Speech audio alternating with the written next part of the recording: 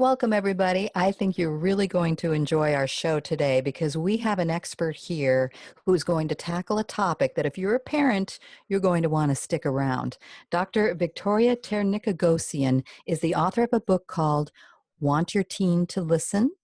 And what parent doesn't want that? The subtitle is The Proven Irresistible Formula to Get Your Teen to Cooperate, Avoid the Wrong Crowd, and Bad Choices. And as I said, every parent wants that. So you say it's a proven irresistible formula, Dr. Victoria. So let's talk about it. How do we get our kids to listen? Thank you for having me, Joanne. Getting your teen to listen is easier than you would think if you use my simple tool that I put together. I call it three-step formula. I created this formula because I was having problems with my daughter when she hit her teens. Rolling eyes, head buried in the phone, ignoring my warnings about her friend's behavior. That was frustrating. And I think many parents can relate to that. But I was thinking, oh, it will go away 10 times, but I was so wrong. When her 14 years old girlfriends broke into our house when we were away and were partying there for a week with their friends, just picture that. That was the time when I realized that I needed to do something. So I did a lot of research and I put together the three-step formula that not only got my daughter to listen, but now she even brings friends around for guidance. And my clients who use that three-step formula say that it helps them to no end. So I suppose you would like to know those 3 steps, would you? Oh, you bet. Let's launch right into it. What's step number 1? Step 1 is important one. It is all about getting your teen's attention.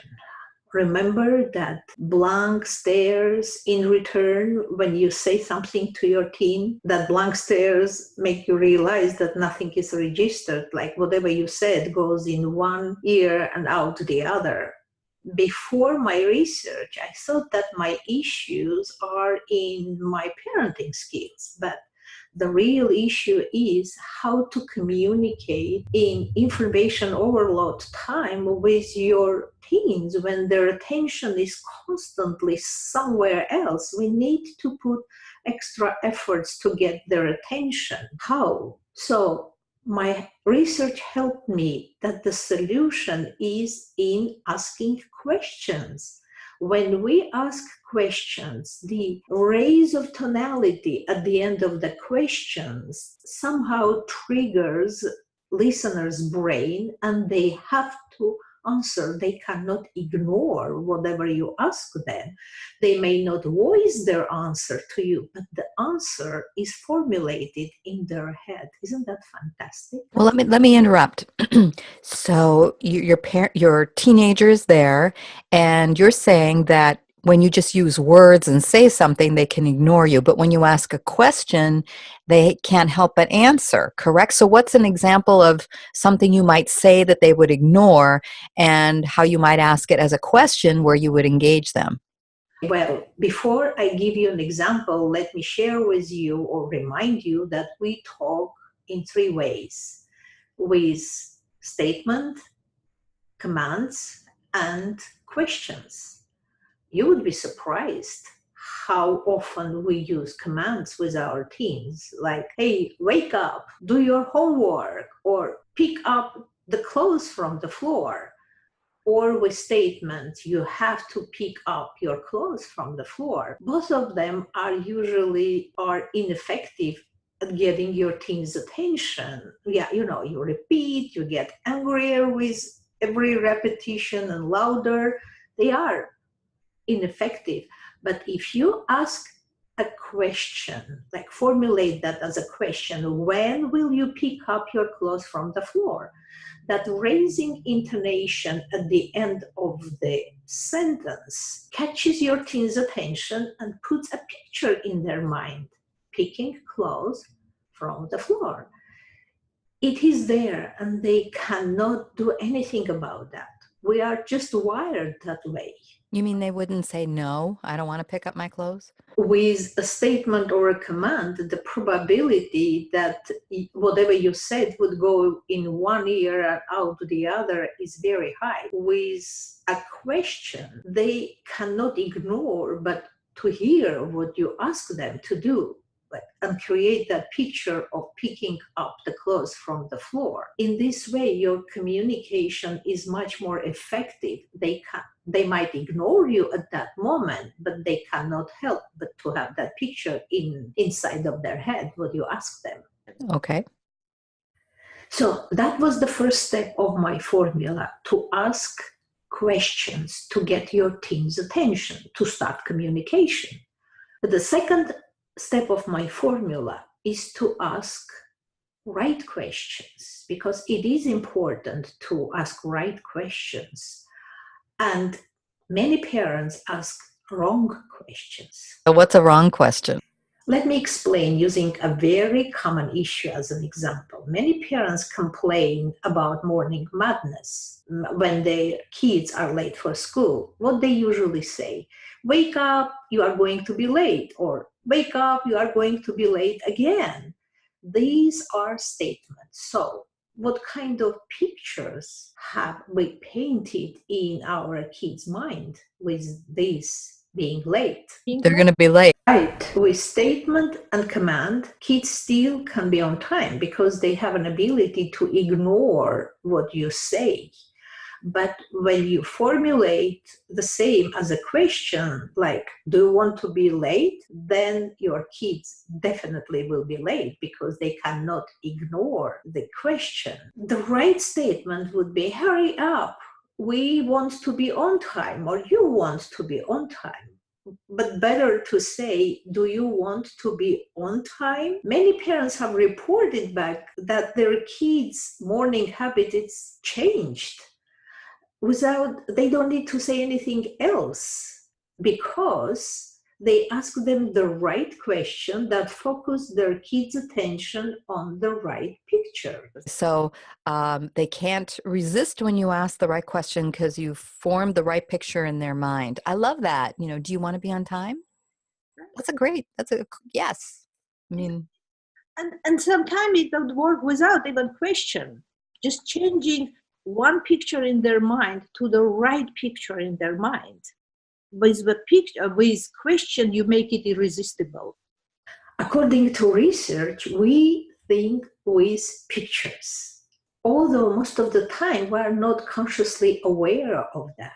Changing the wrong picture being late to the right picture being on time, it's a dramatic change. You change the focus of attention.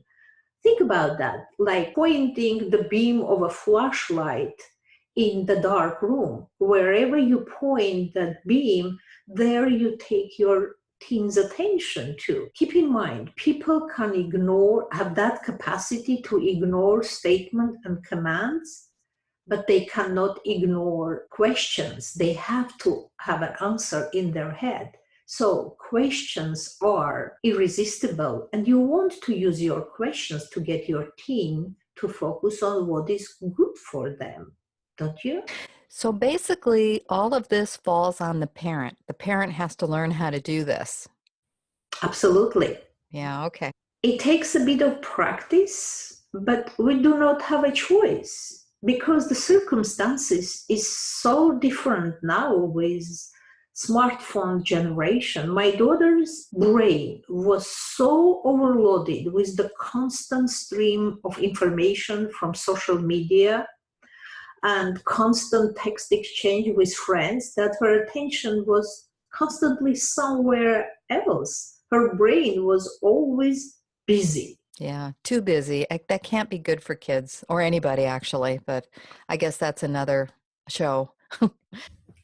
I agree with both. So I needed to learn how to get through that noise in her head. And with the right questions, I was able to catch her attention and give her guidance. So the first step was to ask questions. And the second step of my formula is to be careful what kind of picture you create in your teens' mind. Step 2. Okay. Ask question, and you have to be very careful what kind of picture you paint in their mind eyes. Okay. Think about this, that pictures in their mind act like a GPS of their mind. The following metaphor will help parents to understand the concept easier and help me to explain the third step of the formula. Imagine that your brain is a taxi driver and you say, please don't take me to the airport. What kind of picture you created in the taxi driver's mind? Where do you think you would end up? The airport. There you are going to end up, right? Mm-hmm. And this is the third important part of the formula, how to use negations. Since asking question is very powerful, you need to be very careful how you use negation when you ask question. Do you know why we or taxi driver do not process negation or process with delay? No. Since we think with pictures and there is no picture for no or don't, that's why we process negation with delay or not at all. There is a whole chapter in my book about traps and benefits that negation creates in our communication. Because ironically, negation can negate your good intention and lead to miscommunication. So, under the stress, under time pressure, or with information overload, our teen's brain cannot process negation effectively or not at all. And when you say don't be late, what kind of picture you create in their mind? You put a picture of being late in your teen's brain. That's a wrong GPS destination. You painted a wrong picture. And that's where you send their attention. So what's a way you could use that with a teen? So you described a way with the taxi driver, but what's a way you could use negation that would work with your teen? Let me explain that with a funny story. During one of my workshops, after I explained how negation can mess with your intention, one of the participants exclaimed, "Yes, that worked with me." She then explained to us how she gave the house key to her son first time. She said, "I asked his full attention, looked into his eyes, and with a firm voice said, 'This is your house key. Don't forget to bring it back.'" Guess what happened? Yeah, he It forgot. Of course. Yes, he did. We have to be very careful how we talk to our teenagers. So, what we can say instead? It is better to say, remember, it is not the way we used to talk, but in new circumstances with the information overload, we need to adopt new ways of communication if we want results. And how can we use negation in a way that gets them to then do something like because it sounds sarcastic to say, whatever you do, don't clean your room. Would that work? It sounds sarcastic to me. Even if it sounds sarcastic, it is more effective than just say, "I don't like the mess in your room." Yeah, and sarcasm is not respectful. It creates conscious resistance. If you want to use negation, then you can say something like, "I'm not saying to clean your room now. When will you clean it?" You can say that. This way I created a picture of a clean room in my teen mind and reinforce that with a question, "When will you clean it?" Let me give you another example. Whenever my daughter will complain about her tests or exams or studying and would say, "Mom, it is so hard," I always say, "I know, honey, it is not easy, is it?" Oh, With subtle, very subtle change of wording. What did I do? I'm still in rapport. I recognized where she is in her struggle, but at the same time, I give her a choice to see another picture in her mind. When she said, it's hard, that's the picture that she has in front of her mind eye. When I say, it's not easy, is it? I create another picture and I help her to have a choice to get unstuck. Yes, it is small change, but that's how you can conversationally and elegantly, without confrontation, redirect your teen's attention towards something that would benefit them. Yeah. So when you put these 3 steps together, ask a question, put the right picture in front of their mind eyes, and careful use of negation, you have my formula that I call attention guiding questions. So whenever you open your mouth to talk to your teen, do your best to formulate that as a question, better as an attention guiding question. This is the answer to your question, how to have our kids to listen. Ask them attention guiding questions and they cannot resist to hear you and follow your guidance. So that leads to another question. How do parents learn not to get triggered by some of these things? Because sometimes when you get the eye roll or you get ignored or you're told that you're just old and you don't understand, um, sometimes people get triggered. There's an emotional reaction to that. So how does a parent not do that? Do you have any advice? Yes, I do. My second book for parents is exactly about that, how teens can trigger the worst in us and how to stay calm and in control as your new habit. Many parents complain that because of those triggers and desperation, because they didn't know what to do else, they would yell, scream, some of them even slap their teens, and then after that feel so terrible, so guilty. I teach very simple behavior alignment techniques that can totally change the reactions parents have to those triggers, but it will take too much time here to explain. As a quick start for your listener, let me give you a powerful tip. The first thing you as parents need to do is ask yourself ahead of time attention guiding question that I just explained. That ask yourself question with the right picture in front of your mind eyes and with careful use of negation. Ask yourself ahead of time how you want to react to those triggers. It is a huge step. It is almost 50% of solution. Mm-hmm. Let me repeat ahead of time. What parents usually think and say to themselves, they think, whenever my teen does XYZ, I get angry or I get ballistic. Knowing that this is your usual chain of thoughts, let me offer you different one.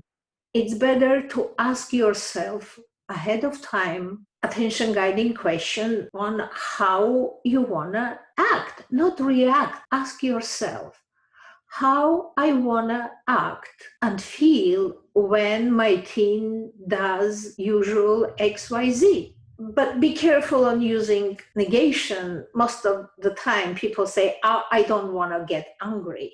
So the best is to say, I wanted to stay calm and in control and act and feel this way. So in this case, you create right GPS destination for your brain. Mm-hmm. Mm-hmm. This is the first and crucial step to taking control of your response to triggers. 50% of time, as I said, this is the only thing parents need to do to stay calm and in control, to think how they want to act and feel instead of what they do not want. That makes perfect sense. That makes perfect sense. So you actually see ahead of time in your mind how you want it to go. You state it in the positive, which is what you're recommending, that I'm going to stay calm and, and redirect this. So you practice ahead of time and you get instant feedback, right? I mean, you'll know if you did a good job or not right away. This is a great word for feedback. Yes, it is instant feedback. When you ask attention guiding questions, you have instant and irresistible impact on your team because you paint another picture in their mind, and with that picture you direct their attention towards solutions. But when you ask questions and their questions are not correctly formulated, you have instant feedback, and then you know that you need to ask another question, a different, which would bring a result you want to receive. Thank you, Joanne. That's a great wording for the feedback. Yeah, well, you can see yourself kind of as a scientist, doing your own research. Well, I'm going to try this and see how it goes. And that didn't work so well, so I'll try this. Oh, that worked well. Yeah. Yeah. Okay, that makes sense. That makes sense. You don't have any choice. That's your team. That's true. That's true, because they were teenagers for a while. You want to learn new skills and experiment with them to see which one works the best. Is there anything else that you would like to share with us? It's want your teen to listen. Is there anything that we've not hit on yet that you would like to mention? Yes, I would like to warn parents. Although the formula is simple, it is very powerful. You need to be very careful when you use it. If you use incorrectly, you can harm. Just the comparison of being late or being on time, or when you say to your teen, don't be nervous, where do you send their attention? On being nervous, and you help them to stay nervous. Let me bring you an extreme example how powerful our words are. Whenever I watch a movie and see a suicidal person standing on the edge of a building or on a bridge ready to jump, and when negotiator says don't jump, I cringe, because that powerful picture that they create in the mind of a stressed person, that's the command, and they jump before having time to process that negation. That's why it is extremely important to know how to talk, especially with a teenager who is in an emotional distress. Use your wording with care, knowing what kind of impact you can have. Wow, that is powerful. That is powerful. But it looks to me like just you're opening this up so that we look at it is definitely a big step in the right direction, because if you're saying things completely unconsciously, you can be doing a lot of harm and not even realize it. Absolutely. Yeah. So where's your book available? Where can we get it? It is on Amazon. It is in Barnes & Noble. You can get it as a print copy, or you can get it as an electronic copy to read on any device. And how can people reach you? Is there a way to reach you if they would like to contact you? Absolutely.